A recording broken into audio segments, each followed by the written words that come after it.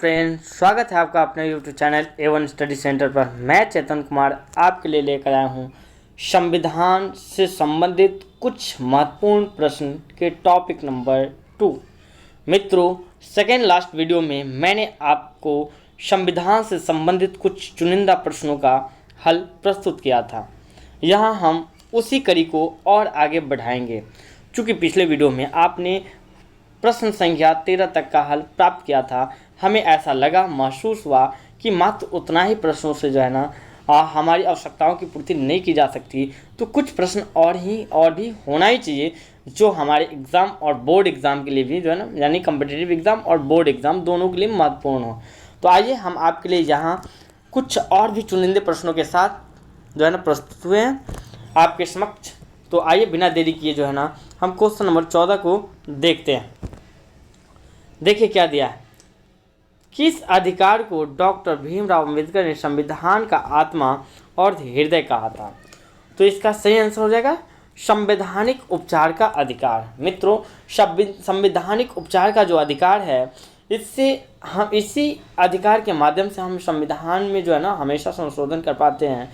यही कारण था कि डॉक्टर भीमराव अंबेडकर ने इसे संविधान का आत्मा या उसका हृदय के नाम से संबोधित किया। तो चलिए आगे बढ़ते हैं, अगले प्रश्न की ओर देखते हैं। अगला प्रश्न क्या है? किस संविधान संशोधन अधिनियम को मिनी संविधान माना जाता है? तो इसका सही आंसर होगा 42वां संविधान संशोधन अधिनियम 1976। यानी यह कब? तो 42वां संविधान संशोधन के द्वारा 1976 में जो किया गया था, उसी को मिनी संविधान के नाम से भी जाना जाता है। क्या रीजन रहा? रीजन यह रहा कि उसमें संविधान में बहुत सारे संशोधन किए और संविधान का जो प्रस्तावना है उसमें भी कुछ शब्दों को जोड़ा गया, जैसे पंथ निरपेक्ष, समाजवादी, ये सब चीज़ जो है ना उसमें जोड़ा गया। चलिए कुछ और भी देखते हैं। प्रश्न संख्या 16 को देखते हैं। किस अधिकार को मौलिक अधिकार की सूची से हटा दिया गया? तो आपको इसका सही आंसर हो जाएगा संपत्ति का अधिकार। यह अधिकार पहले मौलिक अधिकार में आता था, लेकिन बाद में इसे हटा दिया गया। और यह हटाया कब गया? तो 42वां संविधान संशोधन के द्वारा 1978 में हटा दिया गया। अब पहले मौलिक अधिकार जो थे वो उसकी संख्या 7 थे, अब यह घटकर जो है ना 6 हो गया है। बढ़ते हैं मित्रों अगले प्रश्नों की ओर, देखते हैं किस देश के संविधान से मौलिक अधिकार को लिया गया है? तो इसका सही आंसर हो जाएगा मित्रों अमेरिका। जी हाँ, अमेरिका के अधिकार से ही, अमेरिका के संविधान से ही मौलिक अधिकार को लिया गया। आपको अब अमेरिका की बात आ गई है तो अमेरिका से संबंधित कुछ महत्वपूर्ण जानकारी आपको प्राप्त होनी चाहिए। पहला यह कि अमेरिका के राष्ट्रपति कौन हैं, वर्तमान राष्ट्रपति कौन हैं? तो आपको बताना होगा जो बाइडन वहाँ का वर्तमान राष्ट्रपति हैं। अगले प्रश्न, अगर आपसे पूछा जाएगा कि अमेरिका का उपराष्ट्रपति कौन है, तो कमला हैरिस वहाँ का जो है ना वर्तमान उपराष्ट्रपति है। यह भारतीय मूल की है। आपसे पूछा जाएगा अमेरिका का जो है ना राजधानी कहाँ है, तो आपको बताना होगा कि वाशिंगटन डीसी। आपसे पूछा जाएगा अमेरिका का मुद्रा कौन है, तो आपको बताना होगा अमेरिका का मुद्रा जो है ना अमेरिकी डॉलर। तो इस प्रकार के प्रश्न जो है ना आपसे पूछे जाएंगे। तो मित्रों, यदि आप यह वीडियो देखोगे तो आपसे आसानी से बन जाएगा और नो डाउट आपको बोर्ड एग्जाम में जो है ना अच्छे मार्क्स आएंगे। तो चलिए बढ़ते हैं आगे क्वेश्चन नंबर 18 की ओर और देखते हैं क्वेश्चन नंबर 18 में क्या दिया हुआ है। देखिए मित्रों, हर प्रश्न को जो है ना एक दूसरे से हमें संबंधित करके देखना चाहिए और इस प्रकार से हम कम समय में अधिक प्रश्न को याद कर सकते हैं। तो आइए देखते हैं। अगला प्रश्न है, किस देश के संविधान से मौलिक कर्तव्य को लिया गया? अभी मित्रों हमने देखा कि मौलिक अधिकार को देखा, अब मौलिक कर्तव्य को देखना है। तो इसको जो है ना सोवियत संघ रूस के संविधान से लिया गया। और यह कब जोड़ा गया? तो यह 42वां संविधान संशोधन अधिनियम 1976 में ही जोड़ा गया था, जिसको हम क्या बोलते हैं, मिनी संविधान के नाम से भी जानते हैं। और इसका वर्णन यानी मौलिक कर्तव्यों का वर्णन कहाँ किया गया है? तो संविधान का भाग 4 का क के जो है ना अनुच्छेद 50 के क में इसका वर्णन किया गया है। तो इस प्रकार से भी आप बता सकते हैं। बात करते हैं, अगर सोवियत संघ का बात किया तो सोवियत संघ के जो है ना, अब सोवियत संघ का विघटन कब हुआ? तो सोवियत संघ का विघटन जो है ना 25 दिसंबर 1991 ईस्वी में हुआ। अगर पूछ दिया जाए सोवियत संघ का गठन तो 1922 ईस्वी में बताएंगे। अगर बोल दिया जाएगा सोवियत संघ के गठन के समय रूस के राष्ट्रपति कौन थे, तो लेनिन थे।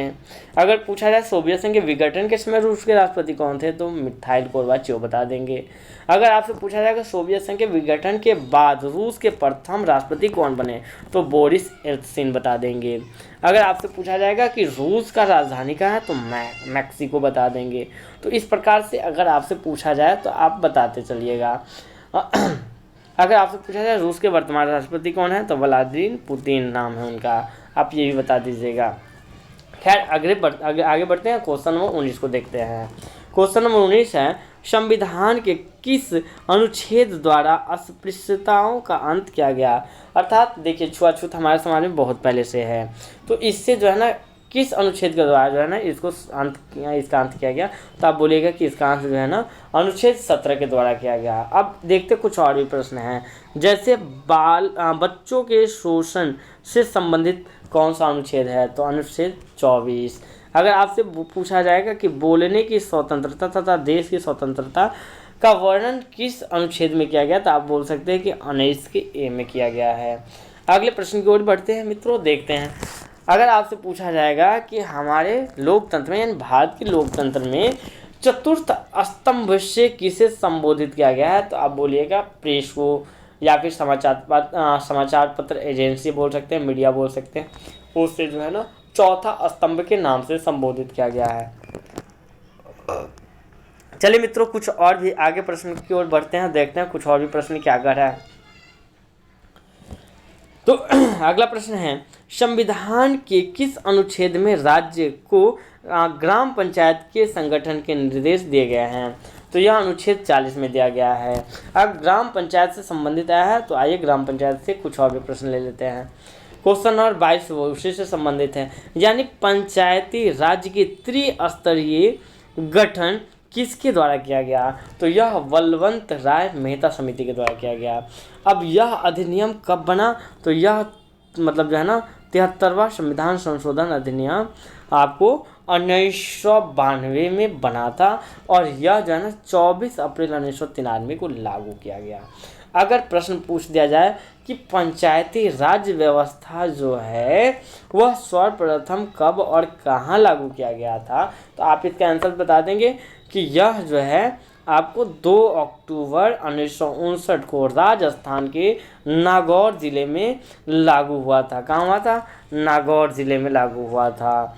तो उसी साल अरुणाचल प्रदेश में भी जो है ना आंध्र प्रदेश में भी लागू हुआ। तो ये आप याद रखेंगे, आपके बोर्ड एग्जाम के लिए और कॉम्पिटेटिव एग्जाम के लिए महत्वपूर्ण रहेगा। अगले प्रश्न की ओर बढ़ते हैं, देखते हैं क्वेश्चन नंबर 24 क्या कर रहा है, भारत के राष्ट्रपति के निर्वाचन के लिए न्यूनतम आयु कितनी होनी चाहिए, तो यह 35 वर्ष होनी चाहिए। अगर आपका उम्र 35 वर्ष है और आप भारतीय हैं तो भारत के राष्ट्रपति के लिए चुनाव लड़ सकते हैं। अगले प्रश्न की ओर बढ़ते हैं, भारत के एकमात्र राष्ट्रपति जो निर्विरोध चुने गए हैं, तो आपको बता दिया जाए भारत के एकमात्र राष्ट्रपति जो है ना डॉक्टर लीलम संजीव रेड्डी थे, जिन्हें निर्विरोध चुना गया। अब राष्ट्रपति की बात आ गई है तो आप राष्ट्रपति से संबंधित कुछ और बात कर लेते हैं। भारत के प्रथम राष्ट्रपति कौन थे, तो भारत के प्रथम राष्ट्रपति जो हैं वो आपके डॉक्टर राजेंद्र प्रसाद थे। लगातार 2 बार राष्ट्रपति रहने वाले एकमात्र राष्ट्रपति कौन थे, तो वह भी डॉक्टर राजेंद्र प्रसाद जी ही थे। चलिए अब कुछ और प्रश्न देखते हैं, क्वेश्चन नंबर 26 को देखते हैं। राष्ट्रपति द्वारा अपना त्याग पत्र जो है ना किसे सौंपते हैं, राष्ट्रपति जो अपना त्याग पत्र किसे सौंपते हैं, तो वह उपराष्ट्रपति को सौंप सकते हैं और उन्हीं को सौंपते हैं। और यदि उपराष्ट्रपति को अगर अपना त्याग पत्र सौंपना पड़ा तो वो किसे सौंपेंगे, तो वो राष्ट्रपति को सौंपेंगे। अब देखिए यदि किसी कारणवश राष्ट्रपति का पद अगर खाली रहता है तो वहाँ 6 माह के अंदर जो है ना उनसे भर्ती करना आवश्यक होता है। अगर उपराष्ट्रपति की बात करें तो प्रथम उपराष्ट्रपति कौन थे, तो आपको बताना होगा, और डॉक्टर सर्वपल्ली राधाकृष्णन जी हमारे प्रथम उपराष्ट्रपति थे, जिनके जन्मदिन के अवसर पर हम लोग शिक्षक दिवस भी सेलिब्रेट करते हैं। अब बढ़ते हैं आगे अगले प्रश्न की ओर। तो अगला प्रश्न है, राज्यसभा में कुल मनोनीत सदस्यों की संख्या कितनी होती है, तो इसका आंसर हो जाएगा 12। कितना हो जाएगा, 12। तो इस प्रकार से मित्रों आप जो है ना और सभी प्रश्नों को जो है ना बना सकते हैं, और ये सारे प्रश्न जो हैं आपके लिए काफ़ी महत्वपूर्ण रहेंगे। तो इस प्रकार से आप बोर्ड एग्ज़ाम में जो है ना अच्छे नंबर प्राप्त कर सकते हैं और कॉम्पिटिटिव एग्ज़ाम में भी आपका स्कोर अच्छा हो सकता है। तो प्रिय मित्रों, यह वीडियो देखने के बाद आपको कैसा लगा आप हमें ज़रूर बताइएगा। इसके लिए आप हमारे इस वीडियो को एक लाइक ज़रूर दीजिएगा और यदि आपको हमारा वीडियो अच्छा लगा होगा तो आप कमेंट करके भी हमें बताएंगे और यह भी बताएंगे कि आगे आपको कैसा वीडियो चाहिए।